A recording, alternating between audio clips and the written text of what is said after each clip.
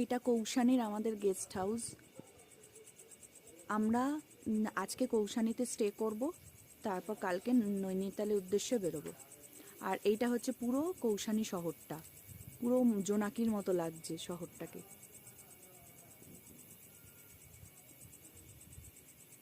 আর সামনে শুনলাম এরা হোটেলে এরা বলল যে সামনে নাকি হিমালয়ের আর একটা পার্ট আছে, সেটা হচ্ছে পুরো ত্রিশূলের মতো নাকি মাথাটা।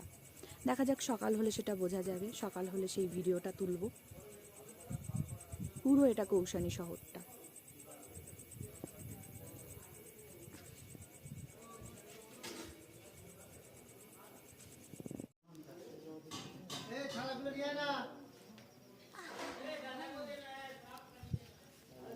এখানে আমাদের বনফায়ার হচ্ছে।